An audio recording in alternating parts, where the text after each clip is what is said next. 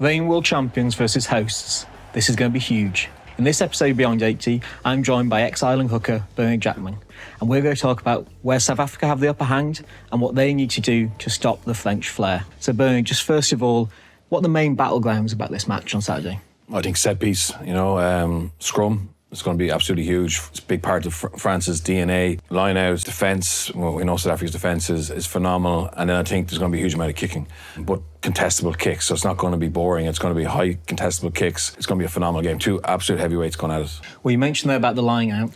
That's what we're going to look at first. In this situation, it's a case of an unstoppable force meets an immovable object. So the unstoppable force here is France. They have 89% effective lineout, so that means they get the ball and are able to play with it off the lineout, which is the second best in the tournament.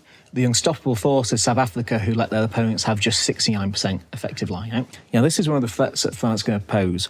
We've got a line-out here, a seven-man line-out, and France going to mould this. This is a mirror defence, so just let it play out. You just see here, Whitelock, number 4, goes back on the dummy, and just at this point here, as Wookie catches the ball, you can just see that the three New Zealand players don't even get in the air. But also, because they're so close to each other, they're late on the drive, and obviously France go forward there. So that's an advantage for France against New Zealand. But when we look at the next clip, which is South Africa are a team who are a block defence, so they give you the front of the line out and they give you over 15. And so it's very difficult to do anything with the ball off the front, and it's very difficult to do anything with the ball over the 15, because as soon as any player steps over that 15-metre line, the defence come up, and we know South Africa rush. So we just look back at this line out here. So initially they look like they're going to take the front away from Ireland with Peter Steph-Dutoit being lifted by Estebet. Ireland are a little bit scared of getting the ball over Peter Steph-Dutoit, so they try and use a movement. Now Ireland try a dummy where James Ryan moves forward, and they're hoping that drags Mossert forward, but he doesn't bite, and they just bank on getting two pods up in the air. And we see the throw has to be very good, first of all, to get over Estebet's head and then hands, and then obviously Mossert gets into that space. So they know what they do. They're tall, 6'8" second rows with big lifters, and it's so difficult to win possession. France, because of all the options they have, and because they're a good mauling team, teams don't defend the air that much against them. The Springboks will defend two zones, middle and back, and obviously as if the ball goes over their head in the middle pod, they're in position to stop that maul and smash it. So it's going to be fascinating how France try and target the small weak spots, which is in between the two pods. But up to now, Scotland and Ireland in this World Cup have really struggled to get quality ball. We talked there in this example about a seven-man. So typically we might see 5 or 7-man lineouts used. Occasionally we will see a 3-man lineout used. What are the relative benefits of that? The closer you get to your own line, the more likely to use a 3 or a 4-man, because obviously it gives you a better chance of winning in the air, but also gives you that pod to play. So win it off the front or middle, down to scrum half, to that pod, and they open up the angle for the kick. And Ireland had to go to 5-man against South Africa. A lot of teams do, because obviously you can't have two pods in a 5-man defensively. But what it does is it cramps up the midfield. So Ireland and most teams who play against South Africa and France will want 7-man lineouts to have backs be backs, but as soon as you drop a number 6, 5, 4, 2 forwards, 3 forwards start to go out into that back line, and then with the line speed that South Africa bring, you're going to get caught behind the gain line, and then it's good night, Irene. They know where the weaknesses are. The weaknesses is if you want the ball to front, it's guaranteed. If you want the ball over the 15, it's guaranteed. But they know what they want to take away from you. They want to take away that middle and back, and they're very well drilled. They have a clear philosophy, and they hurt you then. They hurt you if you take the ball as you think you want, but they actually want to give it to you. Well, one of the things that might be in France's favour here that South Africa will have to stop is that France use a 7-man more than any other line out, and they throw to the front of a 7-man more than to the back or to the middle. It's really important that they get that drive. It has to be really dynamic. If you drive off the front, for me, South Africa wants you to do that, okay? They want you to be caught near the touchline. They'll just try and smash. So France will probably go 9 to 12 to Dante. It's very difficult for him to get back to the gain line. So I think what France may do is they may drive, break out with a hooker into close, and then a pick and go to get behind the gain line, and then maybe open up a blind side where they got to hold 3 defenders and then play to Dante and maybe play out the back. But it's not easy. I mean, South Africa love that type of position on the field. Well, we talked there about South Africa being an exceptional defensive line-out team. But while that's true, against Romania, they won 5 of the first 7 Romanian line-outs, but then Romania won 6 of their last 7. Against Ireland, obviously Ireland had a terrible start with the line-out, but then they won 12 of the next 14. Are teams figuring out South Africa on the pitch? Yeah, look at Ireland and Romania. Those coaches would have been sending messages on where the space is. So you probably go into a game thinking, right, this movement will work, that will drag a pod forward or drag a pod back. But then you see it live that they've just made little subtle differences, or they're being more hardcore in terms of holding a position. You get that information into the line-out caller and you start to free up a bit of ball. But the reality is, quarter-final against France, if you lose the first 4 line-outs, it's too late.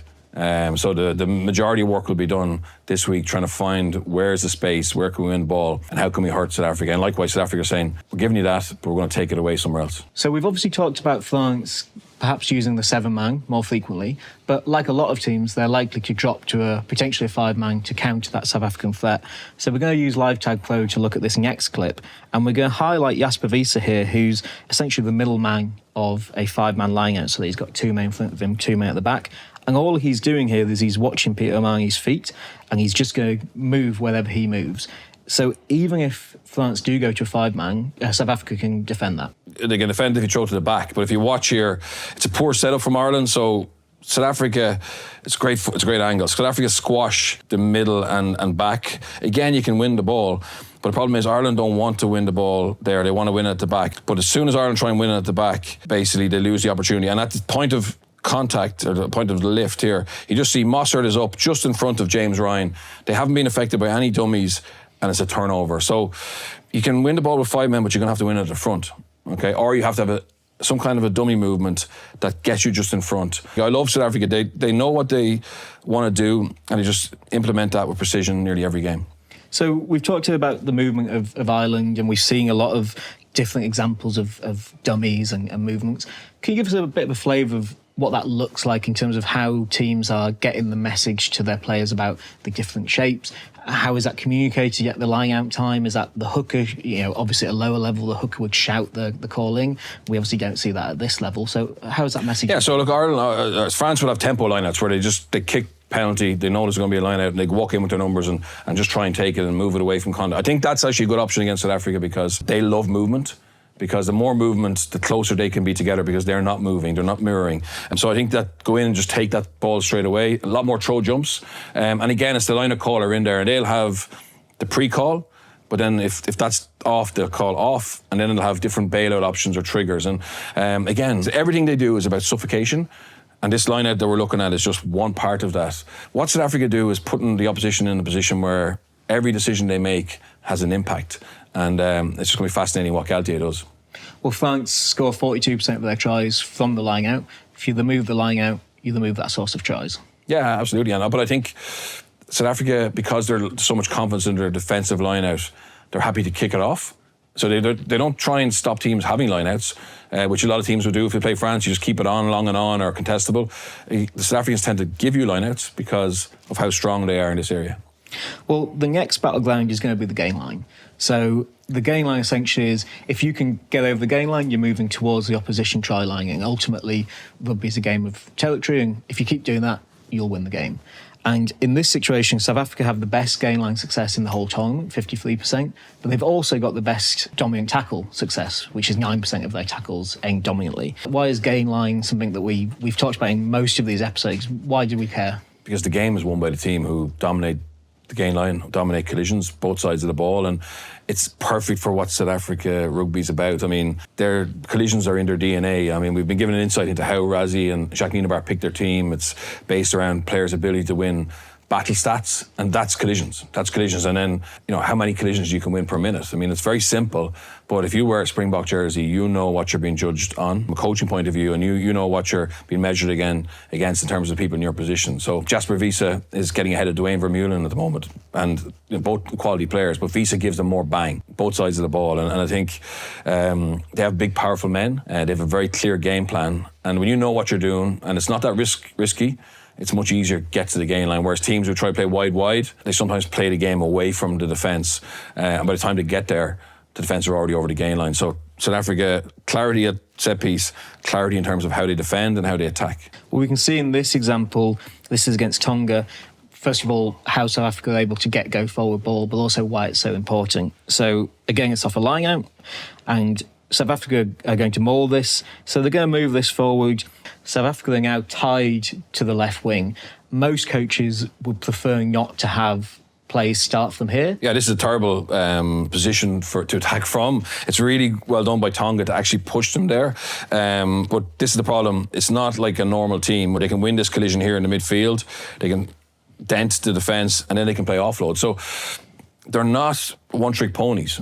No, they're very physical and they're very gain line focused. But once they get behind you, they have a lot of X factor and skill, and they're not afraid to hurt you and take risks. We see here that it's just phase after phase of positive carries, getting over the gain line. It's a little bit like the ball at the start of Indiana Jones. It's just rolling down the hill, more and more momentum, keeps on going, and ultimately ends in the try. But if we look at what happens here, so off that first break, because he's won the gain line, he can offload. And then when they get tackled, Tonga have 10 players either behind possession or not able to influence. So obviously it's now going to be 5 versus theoretically 15 in this situation.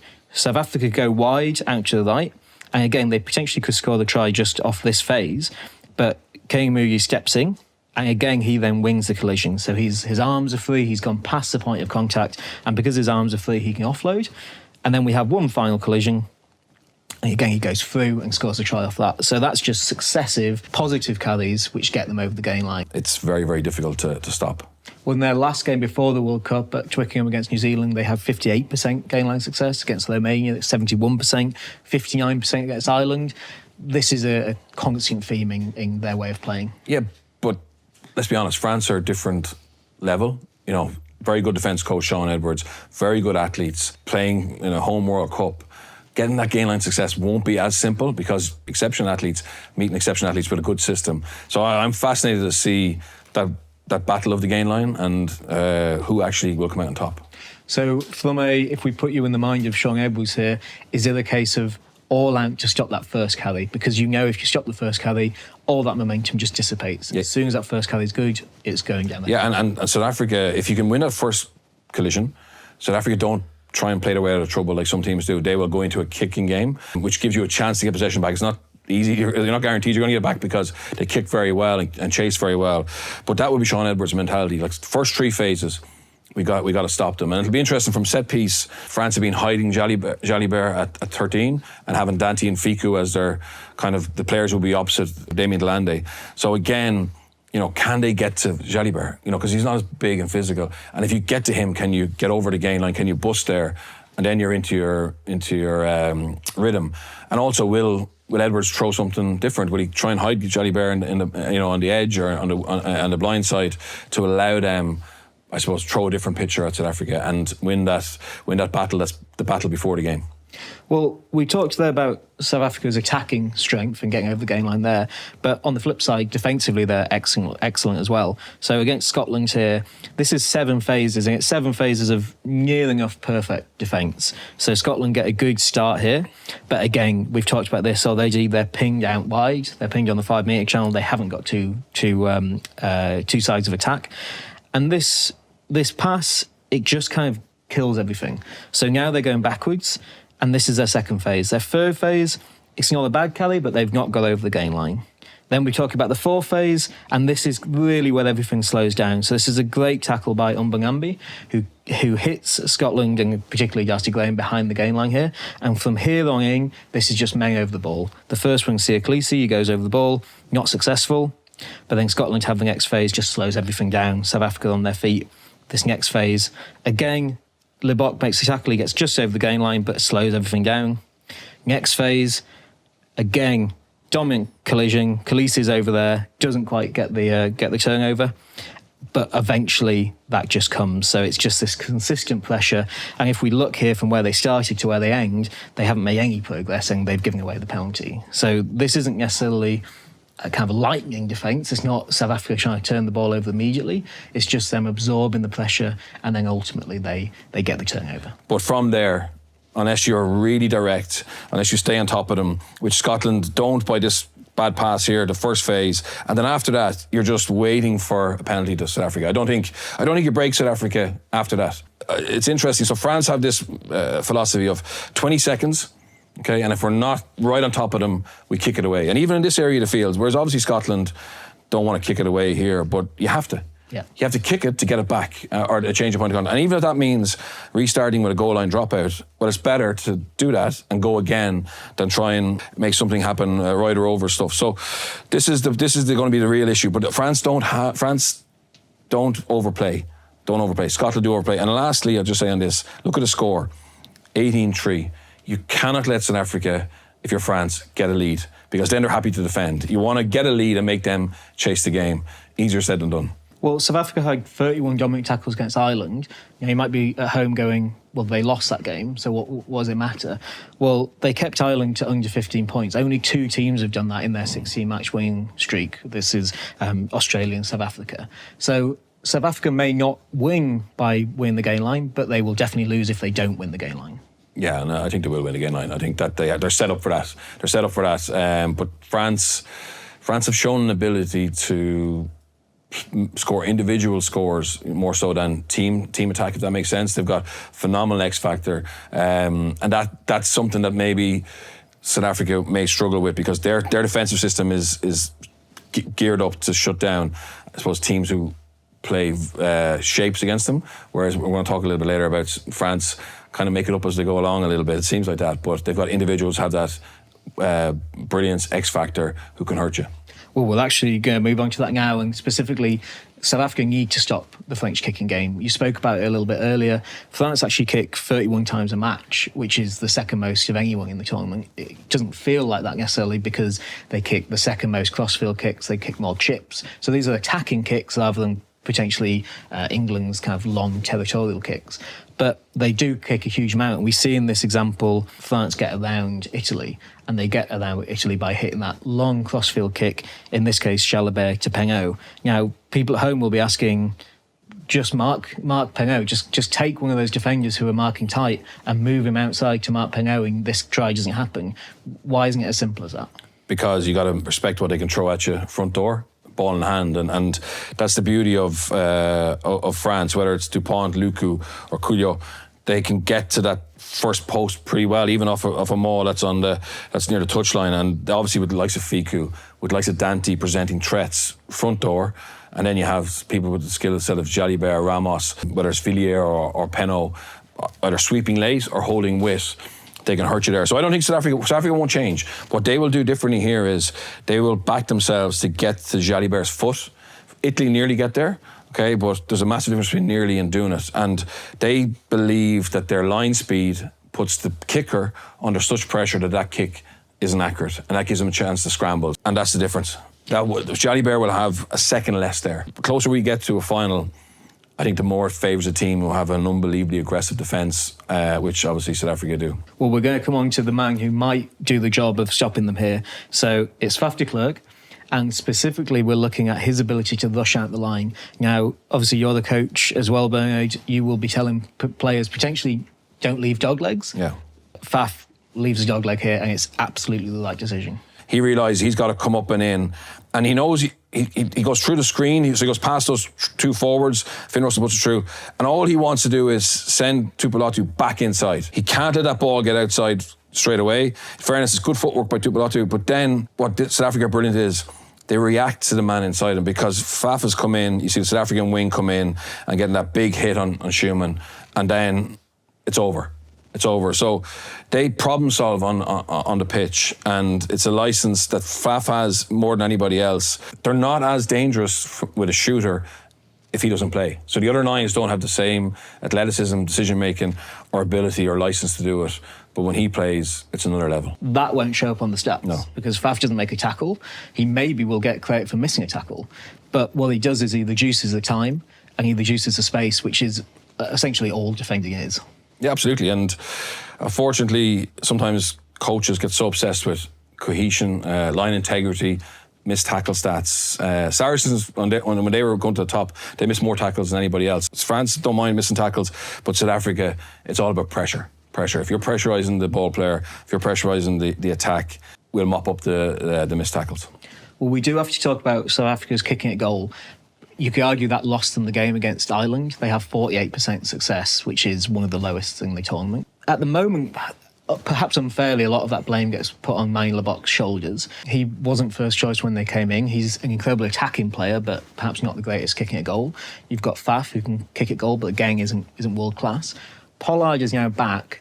Do you put Pollard in at 10? Is there a way of putting Leboc and Pollard in the same team?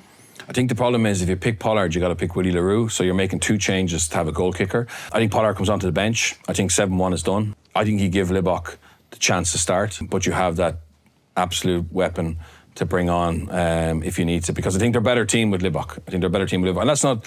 Pollard's still coming back from injury. He hasn't had a huge amount of game time, but you need to have a goal kicker to win a World Cup. So I think he's your safety valve. Well, South Africa haven't necessarily been had that weakness exposed too much in the group stages. They've obviously beaten Romania, Tonga, really Scotland quite comfortably. Against Ireland, it came unstuck. But as you say, at a quarter-final, it's far more important to be able to kick at a goal, because if South Africa do win, they're not going to win by 20 points. They might win by 5-6 points. I think that Ireland game has given South Africa so much they can do better.